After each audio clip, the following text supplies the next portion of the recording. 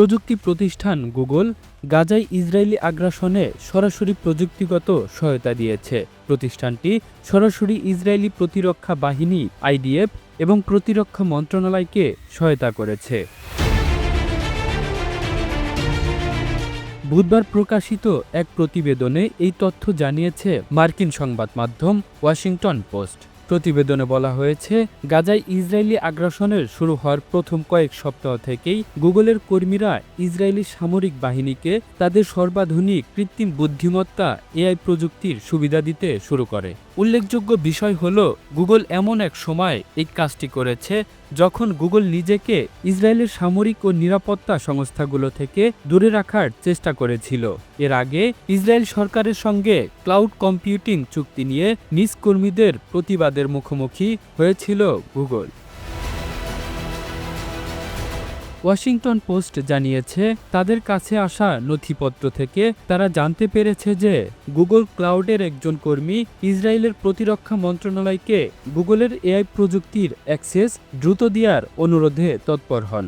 Israel গুগলের machine learning platform vertex সেবার ব্যবহার দ্রুত বাড়াতে চেয়েছিল। এই সেবাটি ব্যবহারকারীদের মেশিন লার্নিং মডেলের ওপর প্রশিক্ষণ দেয় এবং এআই ব্যবহারে সুযোগ দেয়। গুগলের পক্ষ থেকে দ্রুত সেবা না দেওয়া হলে ইসরায়েলি সামরিক বাহিনী প্রতিদ্বন্দ্বী ক্লাউড পরিষেবা প্রদানকারী প্রতিষ্ঠান আমাজনের দিকে ঝুঁকতে পারে বলে উদ্বেগ ছিল। আমাজনও গুগলের মতোই $4 বিলিয়ন নিম্বাস প্রকল্প চুক্তির আওতায় ইসরায়েলের সঙ্গে কাজ করেছে। এর আগে 2024 সালে গুগল 50 জন কর্মীকে চাকরি থেকে বরখাস্ত করে। এই কর্মীদের দাবি ছিল, নিম্বাস চুক্তির মাধ্যমে সরবরাহ করা প্রযুক্তি ফিলিস্তিনিদের ক্ষতি করার জন্য ইসরায়েলি সামরিক বাহিনী ব্যবহার করবে। এর আগে 2021 সালে গুগল ও আমাজনের কর্মীরা ব্রিটিশ সংবাদ মাধ্যম দ্য গার্ডিয়ানে প্রকাশিত এক খোলা চিঠিতে নিম্বাস প্রকল্প চুক্তির নিন্দা জানান। ওয়াশিংটন পোস্টের প্রতিবেদনে বলা হয়েছে, 2023 ও 2024 সালের বিভিন্ন নথি অনুসারে গুগলের কর্মীরা আইডিএফ এর জন্য অতিরিক্ত এআই অ্যাক্সেস চেয়ে আবেদন করেছিলেন। 2024 সালের নভেম্বরে গুগলের এক কর্মী আইডিএফ এর জন্য জেমিনি এআই প্রযুক্তির অ্যাক্সেসের ত্বরান্বিত করার চেষ্টা করেন। জেমিনি এআই ব্যবহারকারীদের ডকুমেন্ট ও অডিও প্রক্রিয়াজাত করার জন্য একটি এআই সহকারী তৈরির সুযোগ দেয়। ওয়াশিংটন পোস্ট বলেছে, গুগলের প্রযুক্তি ইসরায়েলে কিভাবে ব্যবহার করেছে তা নথিতে উল্লেখ করা হয়নি। তবে গুগল এর আগে বলেছিল, নিম্বাস চুক্তির আওতায় ইসরায়েলকে প্রদত্ত ক্লাউড সেবা সেনা বা গোয়েন্দা সংস্থাগুলোর অস্ত্র বা সংবেদনশীল কাজে ব্যবহারে উপযোগী নয়। তবে ইসরায়েলের ন্যাশনাল সাইবার ডিক্রেটরের পরিচালক গ্যাবি পোর্টনয় 2024 সালের এক সম্মেলনে বলেন, নিম্বাস ক্লাউডের কারণে যুদ্ধের সময় অসাধারণ কিছু অগ্রগতি অর্জিত হচ্ছে, যা বিজয়ে বড় ভূমিকা রাখে। তবে আমি এর বিস্তারিত বলতে পারবো না।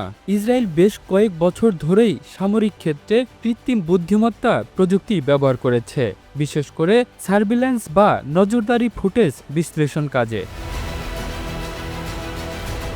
2024 সালের ডিসেম্বরে ওয়াশিংটন পোস্টের আলাদা এক তদন্ত প্রতিবেদনে জানা যায়, আইডিএফ হাফসোরা নামের এক এআই টুল ব্যবহার করে মানুষ ও বিভিন্ন স্থাপনাগত অবকাঠামো সহ বিভিন্ন লক্ষ্যবস্তু শনাক্ত করছে। প্রতিবেদন অনুযায়ী হাফসোরা বিভিন্ন তথ্য যেমন টেলিফোনে কথোপকথন ও স্যাটেলাইট ছবি বিশ্লেষণ করে সম্ভাব্য লক্ষ্যবস্তুর স্থানাঙ্ক তৈরি করে।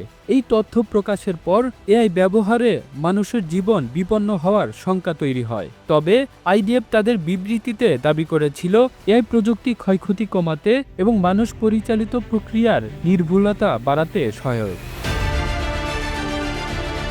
কামরুল ইসলাম, এই ধরা, ইন্টারন্যাশনাল ডেস্ক।